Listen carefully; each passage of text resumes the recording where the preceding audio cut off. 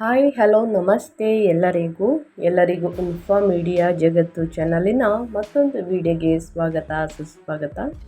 ಸ್ನೇಹಿತರೆ, ಎಲ್ಲರೂ ಹೇಗಿದ್ದೀರಾ? ಎಲ್ಲರೂ ಚೆನ್ನಾಗಿದ್ದೀರಾ ಅಂದ್ಕೊಂಡಿದ್ದೀನಿ. ನಾನು ಕೂಡ ತುಂಬಾ ಚೆನ್ನಾಗಿದ್ದೀನಿ. ಎಲ್ಲರೂ ಚೆನ್ನಾಗಿದ್ದೀರಾ ಅಂದ್ಕೊಂಡು ಭಾವಿಸ್ಕೊಂಡು ಇವತ್ತಿನ ಒಂದು ವಿಡಿಯೋನ ಶುರು ಮಾಡಿಬಿಡೋಣ. ಇವತ್ತಿನ ಒಂದು ವಿಡಿಯೋದಲ್ಲಿ ಮಾರ್ಚ್ 3ನೇ ತಾರೀಕು ಹುಣ್ಣಿಮೆ ಇದೆ ಸ್ನೇಹಿತರೆ. ಅಂದರೆ ಹೋಳಿ ಹುಣ್ಣಿಮೆಯ ದಿನವೇ ಚಂದ್ರಗ್ರಹಣ, ವರ್ಷದ ಮೊದಲ ಚಂದ್ರಗ್ರಹಣ ಇದೆ. ಏನೆಲ್ಲ ಪ್ರಭಾವವನ್ನು ಯಾವ ರಾಶಿಯವರ ಮೇಲೆ ಬೀರಲಿದೆ ಅಂದರೆ 12 ರಾಶಿ ಚಕ್ರದ ಜನರಿಗೆ ಒಂದಲ್ಲ ಒಂದು ರೀತಿಯಲ್ಲಿ ಸಾಕಷ್ಟು ಸಮಸ್ಯೆಗಳು ಎದುರಾಗಲಿದೆ, ಸಾಕಷ್ಟು ಅದೃಷ್ಟವನ್ನು ಕೂಡ ನೋಡಲಿದ್ದೀರಿ. ಹಾಗಿದ್ದರೆ ಧನು ರಾಶಿಯವರು ಯಾವುದರ ಬಗ್ಗೆ ಎಚ್ಚರಿಕೆ ವಹಿಸಬೇಕು, ಏನೆಲ್ಲ ಅದೃಷ್ಟದ ಫಲಗಳನ್ನು ಗಳಿಸಲಿದ್ದೀರಿ ಅನ್ನೋದನ್ನ ಒಟ್ಟಾರೆಯಾಗಿ ತಿಳಿಸ್ಕೊಡ್ತೀನಿ. ಇದನ್ನೆಲ್ಲ ಕಂಪ್ಲೀಟಾಗಿ ತಿಳ್ಕೋಬೇಕು, ಸಣ್ಣ ಪುಟ್ಟ ಪರಿಹಾರಗಳನ್ನೆಲ್ಲ ಫಾಲೋಅಪ್ ಮಾಡಬೇಕು ಅಂದರೆ ಎಲ್ಲೂ ಕೂಡ ವಿಡಿಯೋನ ಸ್ಕಿಪ್ ಮಾಡಬಾರ್ದು. ಅಂದರೆ ವಿಡಿಯೋನ ಕಟ್ ಮಾಡಿ ಓಡಿಸ್ಕೊಂಡು ಹೋಗಿ ನೋಡ್ತೀರಾ, ಇದು ಫುಲ್ ಇನ್ಫಾರ್ಮೇಷನ್ ಅರ್ಥ ಆಗಲ್ಲ. ಸೊ ಹಾಗಾಗಿ ಎಲ್ಲ ವಿಡಿಯೋದಲ್ಲೂ ತಿಳಿಸ್ತಾ ಇರ್ತೀನಿ. ಮೊದಲಿಂದ ಕೊನೆ ತನಕ ವಿಡಿಯೋನ ವಾಚ್ ಮಾಡಿ. ವಿಡಿಯೋದಲ್ಲಿ ಒಳ್ಳೆ ಮಾಹಿತಿ ಸಿಕ್ಕಿದ್ದಲ್ಲಿ ತಪ್ಪದೆ ವಿಡಿಯೋಗೊಂದು ಲೈಕ್ ಕೊಟ್ಟು, ಇನ್ನೂ ನನ್ನ ಚಾನಲ್ನ ಸಬ್ಸ್ಕ್ರೈಬ್ ಮಾಡ್ಕೊಳ್ತಾನೆ ನೋಡ್ತಿದ್ರೆ ಇನ್ಫಾ ಮೀಡಿಯಾ ಜಗತ್ತಿಗೆ ಸಬ್ಸ್ಕ್ರೈಬ್ ಆಗಿ ನಿಮ್ಮ ಅಭಿಪ್ರಾಯಗಳನ್ನು ಕಮೆಂಟ್ ಬಾಕ್ಸಲ್ಲಿ ತಿಳಿಸಿ. ಈ ಅದೃಷ್ಟ ರಾಶಿ ನಿಮ್ಮ ಕುಟುಂಬದಲ್ಲಿ ಮತ್ತು ನಿಮ್ಮ ಸ್ನೇಹಿತರಲ್ಲಿ ಇದ್ದರೆ ತಪ್ಪದೆ ಅವ್ರಿಗೂ ಕೂಡ ವಿಡಿಯೋವನ್ನು ಶೇರ್ ಮಾಡಿ. ನಿಮ್ಮ ಕಡೆಯಿಂದ ಅವರ ಅದೃಷ್ಟ ಭವಿಷ್ಯವನ್ನು ತಿಳ್ಕೊಂಡಂಗಾಗುತ್ತೆ. ಓಕೆ, ವಿಡಿಯೋದ ಕಡೆ ಗಮನ ಕೊಡ್ತಾ ಹೋಗೋಣ, ತಡ ಮಾಡೋದು ಬೇಡ. 2026ರ ಮೊದಲ ಚಂದ್ರಗ್ರಹಣವು ಫಾಲ್ಗುಣ ಮಾಸದ ಹುಣ್ಣಿಮೆಯೆಂದು ಅಂದರೆ ಮಾರ್ಚ್ 3, 2026ರಂದು ಸಂಭವಿಸಲಿದೆ. ಇದು ವರ್ಷದ ಸುದೀರ್ಘ ಚಂದ್ರಗ್ರಹಣವಾಗಿದ್ದು ಭಾರತದಲ್ಲಿ ಗೋಚರಿಸುವುದರಿಂದ ಸೂತಕ ಕಾಲವು ಅನ್ವಯಿಸುತ್ತದೆ. ಗ್ರಹಣವು ಸಿಂಹ ರಾಶಿ ಮತ್ತು ಪೂರ್ವ ಫಾಲ್ಗುಣಿ ನಕ್ಷತ್ರದಲ್ಲಿ ನಡೆಯಲಿದೆ. ಇದಲ್ಲದೆ 2025ರ ಸೆಪ್ಟೆಂಬರ್ 7ರಂದು ಮತ್ತೊಂದು ಸಂಪೂರ್ಣ ಚಂದ್ರಗ್ರಹಣವಿತ್ತು ಸ್ನೇಹಿತರೆ. 2026ರ ಮಾರ್ಚ್ ಚಂದ್ರಗ್ರಹಣದ ಪ್ರಮುಖ ಮುಖ್ಯಾಂಶಗಳ ಬಗ್ಗೆ ಹೇಳೋದಾದರೆ, ದಿನಾಂಕ ಮಾರ್ಚ್ 3, 2026 ಫಾಲ್ಗುಣ ಹುಣ್ಣಿಮೆ ದಿನವೇ ಸ್ನೇಹಿತರೆ ಚಂದ್ರಗ್ರಹಣ ಇದೆ. ಭಾರತದಲ್ಲಿ ಈ ಗ್ರಹಣವು ಗೋಚರಿಸುತ್ತದೆ. ಸೊ ಹಾಗಾಗಿ ಸೂತಕ ಕೂಡ ಇದೆ. ಸಿಂಹ ರಾಶಿ ಮತ್ತು ಪೂರ್ವ ಫಾಲ್ಗುಣಿ ನಕ್ಷತ್ರದಲ್ಲಿ, ಅಂದರೆ ನಕ್ಷತ್ರ ರಾಶಿಯನ್ನು ಕೇಳ್ತಿರಲ್ವಾ, ಸಿಂಹ ರಾಶಿ ನಕ್ಷತ್ರ ಪೂರ್ವ ಫಾಲ್ಗುಣಿ ನಕ್ಷತ್ರವಾಗಿರುತ್ತದೆ. ಸೂತಕ ಕಾಲ, ಗ್ರಹಣವು ಗೋಚರಿಸುವುದರಿಂದ ಪೂಜಾ ವಿಧಿವಿಧಾನಗಳಿಗೆ ನಿರ್ಬಂಧವಿರುವಂತಹ ಸೂತಕದ ಅವಧಿ ಮಾನ್ಯವಾಗಿರುತ್ತದೆ ಸ್ನೇಹಿತರೆ. ಸೊ ಹಾಗಾಗಿ ಈ ಸಮಯದಲ್ಲಿ ವಿಗ್ರಹಗಳನ್ನು ಮುಟ್ಟುವುದು, ಪೂಜೆ ಪುನಸ್ಕಾರಗಳನ್ನು ಮಾಡುವುದು, ಇನ್ನು ಹಸಿರು ತರಕಾರಿ ಹಣ್ಣು ಹಂಪಲುಗಳನ್ನು ಕತ್ತರಿಸುವುದು, ಗರ್ಭಿಣಿ ಮಹಿಳೆಯರು ಹೊರಗೆ ಸುತ್ತುವುದು, ಚಿಕ್ಕ ಮಕ್ಕಳು ಬೀಳದಂತೆ ನೋಡಿಕೊಳ್ಳುವುದು, ಇದೆಲ್ಲ ಬಹಳ ಮುಖ್ಯ. ನೀವಿಡುವಂತಹ ಅಕ್ಕಿ ಡಬ್ಬಿ ಮತ್ತು ಗೋಧಿ ಹಿಟ್ಟು, ರಾಗಿ ಹಿಟ್ಟು, ಈ ಹಿಟ್ಟಿನೊಳಗಡೆ ಸ್ನೇಹಿತರೆ ನೀರು ಮತ್ತು ಏನು ಆಹಾರವನ್ನು ತಯಾರಿಸಿರ್ತೀರ ಅಲ್ಲಿಗೆ ಗರಿಕೆ ಹುಲ್ಲು ಅಥವಾ ತುಳಸಿ ಎಲೆಗಳನ್ನು ಇಡುವುದರಿಂದ ಸ್ನೇಹಿತರೆ ಉಳಿಯಿತು. ಈ ಸಣ್ಣ ಪುಟ್ಟ ಪರಿಹಾರಗಳನ್ನು ಮಾಡಬೇಕಾಗುತ್ತದೆ. ಇನ್ನು ಧನು ರಾಶಿಯವರು ಏನೆಲ್ಲ ಅದೃಷ್ಟದ ಫಲಗಳನ್ನು ಗಳಿಸಲಿದ್ದೀರಿ, ಯಾವುದರ ಬಗ್ಗೆ ಎಚ್ಚರಿಕೆ ವಹಿಸಬೇಕು ಅನ್ನೋದನ್ನ ನೋಡ್ತಾ ಹೋಗೋಣ. ಇವಾಗೆಲ್ಲೂ ಕೂಡ ಸ್ಕಿಪ್ ಮಾಡ್ದೇ ಕೊನೆಯ ತನಕ ವಾಚ್ ಮಾಡಿ, ವಿಡಿಯೋಗೆ ಲೈಕ್ ಮಾಡಿ, ನಿಮ್ಮ ಅಭಿಪ್ರಾಯವನ್ನು ಕೂಡ ತಿಳಿಸ್ಬೋದು. ಧನು ರಾಶಿಯವರಿಗೆ 2026 ಮಾರ್ಚ್ 3ರಿಂದ ಏನೆಲ್ಲ ಬದಲಾವಣೆಯನ್ನು ನೋಡಲಿದ್ದೀರಿ, ಯಾವುದರ ಬಗ್ಗೆ ಎಚ್ಚರಿಕೆ ವಹಿಸಬೇಕು, ನಿಮ್ಮ ವ್ಯಾಪಾರದಲ್ಲಿ, ವ್ಯವಹಾರದಲ್ಲಿ, ಹಣಕಾಸಿನಲ್ಲಿ, ವೃತ್ತಿ ಜೀವನದಲ್ಲಿ, ಉದ್ಯೋಗದಲ್ಲಿ, ಶಿಕ್ಷಣದಲ್ಲಿ ಅನ್ನೋದನ್ನ ನೋಡ್ತಾ ಹೋಗೋಣ. ಒಟ್ಟಾರೆಯಾಗಿ ಹೇಳಬೇಕು ಅಂದರೆ ಧನು ರಾಶಿಯವರಿಗೆ ಸ್ನೇಹಿತರೆ ನಿಮಗೆ ಅತ್ಯಂತ ಚಟುವಟಿಕೆಯಿಂದ ಕೂಡಿದ ತಿಂಗಳು ಅಂತಲೇ ಹೇಳ್ಬೋದು. ದಿನಗಳು, ನಿಮ್ಮ ರಾಶಿಯ ಅಧಿಪತಿ ಗುರು 7ನೇ ಮನೆಯಲ್ಲಿ ಪ್ರಬಲನಾಗಿ ಕುಳಿತು ನಿಮ್ಮ ರಾಶಿಯ ಮೇಲೆ ಶುಭ ದೃಷ್ಟಿ ಬೀರುತ್ತಿದ್ದಾರೆ. ಇದು ನಿಮ್ಮ ವ್ಯಕ್ತಿತ್ವ, ಸಕಾರಾತ್ಮಕತೆ ಮತ್ತು ರೋಗ ನಿರೋಧಕ ಶಕ್ತಿಯನ್ನು ಹೆಚ್ಚಿಸಲಿದೆ. ಅದೇ ಸಮಯದಲ್ಲಿ ನಿಮ್ಮ 3ನೇ ಮನೆಯಲ್ಲಿ ಕುಂಭ ರಾಶಿಯಲ್ಲಿ ಬೃಹತ್ ಗ್ರಹಗಳ ಸಮಾಗಮವಾಗುತ್ತಿದೆ. ಇದು ನಿಮಗೆ ಒಂಥರ ಧೈರ್ಯ, ಉಪಕ್ರಮ ಮತ್ತು ಸಂವಹನವನ್ನು ಸೂಚಿಸುತ್ತದೆ. ನೀವು ಸದಾ ಕೆಲಸದ ಕಾರ್ಯ ನಿಮಿತ್ತ ಓಡಾಡುತ್ತಿದ್ದರೆ ಸ್ನೇಹಿತರೆ ಮೀಟಿಂಗ್ಗಳಲ್ಲಿ ಪಾಲ್ಗೊಳ್ಳುವಿರಿ ಮತ್ತು ಜನಸಂಪರ್ಕ ಹೆಚ್ಚಿಸಿಕೊಳ್ಳುವಿರಿ. ನಿಮ್ಮ ಮಾತುಗಳ ಮೂಲಕ ಇತರರನ್ನು ಪ್ರಭಾವಿಸುವಂತಹ ಶಕ್ತಿ ಈಗ ಉತ್ತುಂಗದಲ್ಲಿರುತ್ತದೆ ಅಂತಲೇ ಹೇಳಬಹುದು. ಇದು ಒಟ್ಟಾರೆಯಾಗಿ ಆಯಿತು. ಇನ್ನು ಧನು ರಾಶಿಯವರಿಗೆ ಗ್ರಹ ಸಂಚಾರ ಹೇಗಿರಲಿದೆ, ಪ್ರಮುಖ ಗ್ರಹಗಳ ಸಂಚಾರ ಅನ್ನೋದಾದರೆ, ಗ್ರಹ ಗುರು ನಿಮ್ಮ ರಾಶಿಯ ಅಧಿಪತಿ, ಸಂಚಾರ 7ನೇ ಮನೆಯಲ್ಲಿ ಮಿಥುನದಲ್ಲಿ. ಯಾವ ರೀತಿ ಪ್ರಭಾವ ಬೀರಲಿದೆ ಅಂದರೆ ವ್ಯಾಪಾರದಲ್ಲಿ ವೃದ್ಧಿ ಮತ್ತು ದಾಂಪತ್ಯ ಸುಖ ಹೆಚ್ಚಿಸಲಿದೆ. ಇನ್ನು ಬುಧ ಗ್ರಹ ಸ್ನೇಹಿತರೆ ಸಂಚಾರ 3ನೇ ಮನೆಯಲ್ಲಿ ಕುಂಭದಲ್ಲಿ ಯಾವ ರೀತಿ ಪ್ರಭಾವ ಅಂದರೆ ಬರಹ, ಮಾಧ್ಯಮ ಮತ್ತು ಕಿರು ಪ್ರಯಾಣ. ಇನ್ನು ಸೂರ್ಯರ ಗ್ರಹ 3ನೇ ಮನೆಯಲ್ಲಿ ಸಂಚಾರವನ್ನು ಮಾಡಲಿದೆ ಕುಂಭದಲ್ಲಿ. ನಿಮಗೆ ಒಂಥರ ಪ್ರಭಾವ ಯಾವ ರೀತಿ ಬೀರಲಿದೆ ಅಂದರೆ ಧೈರ್ಯ ಮತ್ತು ಸರ್ಕಾರದ ಬೆಂಬಲ ಹೆಚ್ಚಾಗಲಿದೆ. ಇನ್ನು ಮಂಗಳ 2ನೇ ಮನೆಯ ನಂತರ 3ನೇ ಮನೆಗೆ ಸ್ಥಳಾಂತರಗೊಂಡು ಆರ್ಥಿಕ ಲಾಭದ ಮಾತು, ನಂತರ ಧೈರ್ಯದ ಹೆಜ್ಜೆ. ಇನ್ನು ಶನಿ 4ನೇ ಮನೆಯಲ್ಲಿ ಮೀನದಲ್ಲಿ ಕೌಟುಂಬಿಕ ಒತ್ತಡ ಮತ್ತು ಆಸ್ತಿ ವ್ಯವಹಾರದಲ್ಲಿ ವಿಳಂಬ.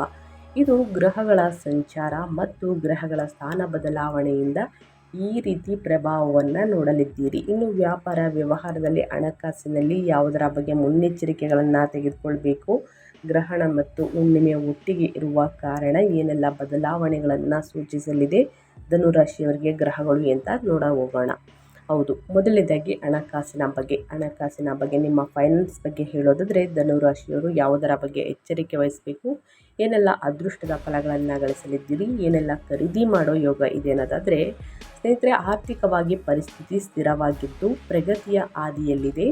ಗುರು ನಿಮ್ಮ 11ನೇ ಮನೆಯಲ್ಲಿ ಲಾಭದ ಸ್ಥಾನದಲ್ಲಿ ನೋಡುತ್ತಿರುವುದರಿಂದ ಜನಸಂಪರ್ಕದ ಮೂಲಕ ಹಣ ಹರಿದು ಬರಲಿದೆ. ತಿಂಗಳ ಮೊದಲಾರ್ಧದಿಂದನೇ ಸ್ನೇಹಿತರೆ ಮಂಗಳನು 2ನೇ ಮನೆಯಲ್ಲಿ ಇರುವುದರಿಂದ ಹಣ ಗಳಿಸುವಂತಹ ಹಂಬಲ ಹೆಚ್ಚಾಗಿರುತ್ತದೆ. ಆದರೆ ಕುಟುಂಬಕ್ಕಾಗಿ ಅತಿಯಾದ ಖರ್ಚು ಮಾಡುವ ಸಾಧ್ಯತೆ ಕೂಡ ಇದೆ. ಒಡ ಹುಟ್ಟಿದವರಿಂದ ಲಾಭ ಮತ್ತು ಆನ್ಲೈನ್ ವ್ಯವಹಾರಗಳಿಂದ ಲಾಭ ಸಿಗಲಿದೆ. ನೀವು ಸ್ನೇಹಿತರೆ ಫ್ರೀಲಾನ್ಸರ್ ಅಥವಾ ಕಂಟೆಂಟ್ ಕ್ರಿಯೇಟರ್ ಆಗಿದ್ದರೆ ಅಥವಾ ಲಾಗ್ ಮಾಡ್ತಿದ್ರೆ ಸ್ನೇಹಿತರೆ ಆದಾಯದಲ್ಲಿ ಭಾರಿ ಏರಿಕೆ ಕಂಡು ಬರಲಿದೆ. ಸೋಷಿಯಲ್ ಮೀಡಿಯಾದಲ್ಲಿ ಸ್ನೇಹಿತರೆ ಲಾಗ್ ಅನ್ನೋದು ನಿಮ್ಮ ಜೀವನದಲ್ಲಿ ಇದ್ದರೆ ಅದರಿಂದನೂ ಕೂಡ ಭಾರಿ ಏರಿಕೆ ಲಾಭ ಕಂಡು ಬರಲಿದೆ. ಆದರೆ ಆಸ್ತಿ ವ್ಯವಹಾರದಲ್ಲಿ ಹೂಡಿಕೆ ಮಾಡುವಾಗ ಜಾಗರೂಕರಾಗಿರಿ. ಬೆಲೆ ಬಾಳುವಂತಹ ವಸ್ತುಗಳನ್ನು ಖರೀದಿ ಮಾಡಬೇಕು ಅಂದ್ಕೊಂಡಿದ್ರೆ ಖಂಡಿತವಾಗಿಯೂ ನಿಮ್ಮ ಆಸೆ ಈಡೇರಲಿದೆ. ಅನಗತ್ಯ ಖರ್ಚುಗಳಿಂದ ದೂರವಿರಿ ಒಳಿತು. 4ನೇ ಮನೆಯ ಶನಿಯು ಮನೆ ಅಥವಾ ಭೂಮಿಯ ವ್ಯವಹಾರಗಳಲ್ಲಿ ಹಣ ಸಿಲುಕಿಕೊಳ್ಳುವ ಸೂಚನೆ ನೀಡುತ್ತಿದ್ದಾರೆ. ಸೊ ಅದರ ಬಗ್ಗೆ ಸ್ವಲ್ಪ ಎಚ್ಚರಿಕೆ ವಹಿಸಿ ಧನುರಾಶಿಯವರು ಅಂತ ಹೇಳ್ತಾ, ಇನ್ನು ಮುಂದಿನದಾಗಿ ವ್ಯಾಪಾರ ವ್ಯವಹಾರದ ಬಗ್ಗೆ, ವೃತ್ತಿ ಬಗ್ಗೆ, ನಿಮ್ಮ ಪಾಲುದಾರಿಕೆ ಬಗ್ಗೆ ಹೇಳೋದಾದರೆ ನಿಮ್ಮ ಬಿಸ್ನೆಸ್ ಮತ್ತು ಜಾಬ್ ಬಗ್ಗೆ ಹೇಳೋದಾದರೆ ಏನೆಲ್ಲ ಬದಲಾವಣೆಯನ್ನು ಧನುರಾಶಿಯವರು ನೋಡಲಿದ್ದೀರಿ, ಯಾವುದರ ಬಗ್ಗೆ ಎಚ್ಚರಿಕೆ ವಹಿಸಬೇಕು ಅಂದರೆ ಸ್ನೇಹಿತರೆ ಪತ್ರಿಕೋದ್ಯಮ, ಮಾಧ್ಯಮ, ಮಾರಾಟ, ಮಾರ್ಕೆಟಿಂಗ್ ಮತ್ತು IT ರಂಗದಲ್ಲಿ ಇರುವವರಿಗೆ ಅದ್ಭುತವಾಗಿದೆ. 3ನೇ ಮನೆಯ ಗ್ರಹಗತಿಗಳು ನಿಮ್ಮ ಸಂವಹನ ಕೌಶಲ್ಯವನ್ನು ಹೆಚ್ಚಿಸುತ್ತದೆ. ಪ್ರೆಸೆಂಟೇಷನ್ ನೀಡುವುದಾಗಲಿ ಅಥವಾ ಹೊಸ ಪ್ರಸ್ತಾವನೆ ಸಿದ್ಧಪಡಿಸುವುದಾಗಲಿ ನೀವು ಯಶಸ್ವಿಯಾಗುತ್ತೀರಿ ಸ್ನೇಹಿತರೆ. ಸಮಾಜದಲ್ಲಿ ನಿಮ್ಮ ಪ್ರಭಾವ ಕೂಡ ಹೆಚ್ಚಾಗಲಿದೆ. ವ್ಯಾಪಾರಸ್ಥರಿಗೆ 7ನೇ ಮನೆಯ ಗುರುವು ಭರ್ಜರಿ ಲಾಭವನ್ನು ತಂದುಕೊಡಲಿದ್ದಾರೆ, ಅಂದರೆ ಧನಲಾಭವನ್ನು ತಂದುಕೊಡಲಿದ್ದಾರೆ. ಹೊಸದಾಗಿ ಆರಂಭಿಸುವಂತಹ ಪಾಲುದಾರಿಕೆಗಳು ಲಾಭದಾಯಕವಾಗಿರುತ್ತವೆ. ಪ್ರಮುಖ ಒಪ್ಪಂದಗಳಿಗೆ ನೀವು ಸಹಿ ಹಾಕುವ ಸಾಧ್ಯತೆ ಇದೆ. ಆದರೆ 4ನೇ ಮನೆಯಲ್ಲಿ ಶನಿಯು ಸ್ತ್ರೀಯಾಸ್ತಿ ಅಥವಾ ನಿರ್ಮಾಣ ರಂಗದಲ್ಲಿ ಇರುವವರಿಗೆ ಕೆಲಸದ ವೇಗವನ್ನು ಸ್ವಲ್ಪ ತಗ್ಗಿಸಬಹುದು. ತಾಳ್ಮೆ ಅತಿ ಮುಖ್ಯವಾಗಿರುತ್ತದೆ. ಅನಗತ್ಯ ವಾದ ವಿವಾದಗಳಿಂದ ದೂರ ಇರಿ.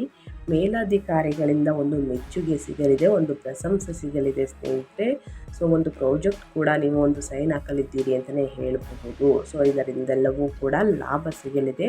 ಬಹಳ ಎಚ್ಚರಿಕೆಯಿಂದ ನಿರ್ಧಾರಗಳನ್ನು ತೆಗೆದುಕೊಳ್ಳಿ ಅಂತ ಹೇಳ್ತಾ, ಇನ್ನು ನಿಮ್ಮ ಹೆಲ್ತ್ ಬಗ್ಗೆ ಹೇಳೋದಾದರೆ ನಿಮ್ಮ ಆರೋಗ್ಯದಲ್ಲಿ ಅಂದರೆ ಧನುರಾಶಿಯವರ ಆರೋಗ್ಯದಲ್ಲಿ ಏನೆಲ್ಲ ಬದಲಾವಣೆಯನ್ನು ಸೂಚಿಸಲಿದೆ ಗ್ರಹಗಳು, ಯಾವುದರ ಬಗ್ಗೆ ಎಚ್ಚರಿಕೆ ವಹಿಸಬೇಕು ಅನ್ನೋದನ್ನ ನೋಡ್ತಾ ಹೋಗೋಣ.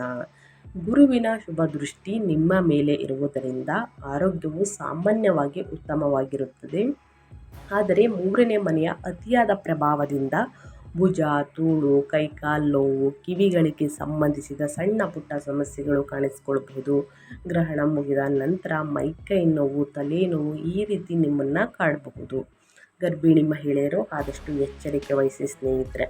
4ನೇ ಮನೆಯ ಶನಿಯು ಈ ತಿಂಗಳ ಮುಖ್ಯ ಕಾಳಜಿ ವಿಷಯ. ಇದು ಸಾಮಾಜಿಕ ಮಾನಸಿಕ ಆತಂಕ ಮತ್ತು ಎದೆಯ ಭಾಗದಲ್ಲಿ ಒಂದು ರೀತಿಯ ಭಾರವನ್ನು ಉಂಟು ಮಾಡಬಹುದು.